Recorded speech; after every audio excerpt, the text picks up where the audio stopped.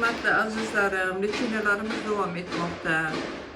Mana yaqinda ishlaydigan bu qizimiz hozir bir davleniyani o'lchatib nimaga keldi. Bu qizimiz cystic pielonefrit bilan. Как себя чувствуешь?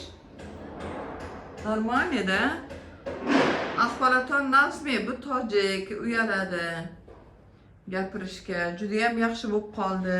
Bu kishi вообще sistit bo'lib, og'riq bilan, buyraklarida og'riq bilan keluvdi, bellarida og'riq. Hozir ancha yaxshi.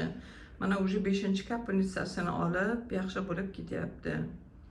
Kunlaringiz yaxshi o'tsin azizlarim. Sizlarga sog'lik, salomatlik tilayman.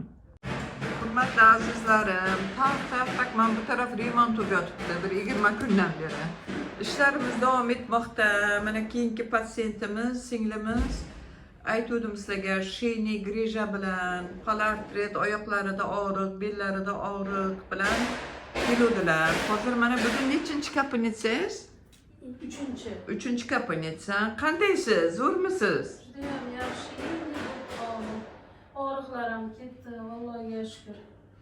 O'zgarish juda yaxshi. O'zgarish juda yaxshi. Pastoshlik patsiyent singillarimizdan dorilarni vaqtida ichyaptilar. O'zgarish juda ham yaxshi, og'riqlar yo'q.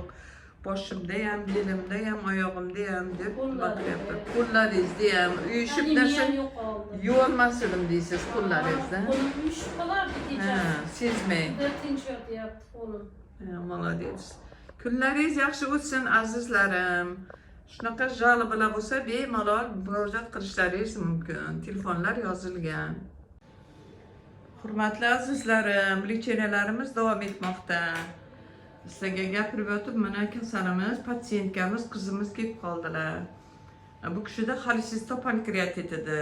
Ayollarida ham sahrlari bor ekan, pankreatit. Har bir kasallik bilasizlar gen so'radi. Endi bu kishida xolesterin pankreatit edi.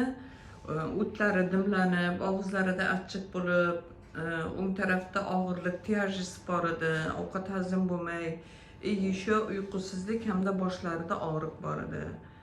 Mana qandaysiz bugun? Boshlaring yaxshi, rahmat. Boshlaring yaxshi? Ancha yaxshiman. Ancha yengilmisan? Ancha yengilman. Ovqatlaring yaxshi hazm bo'lib turibmi? Ha, ovqatlarim yaxshi hazm bo'lyapti. Молодец. Bugün сегодня третий, да? Üçüncü-mü? Kapnitsa. Уже очищениeni boshladilar. Uyda очищениeni boshlaganda ozgina ichkarida shunaqa holatlar bo'lib oladi. Mana hozir уже 3-kapnitsa juda ham yaxshi.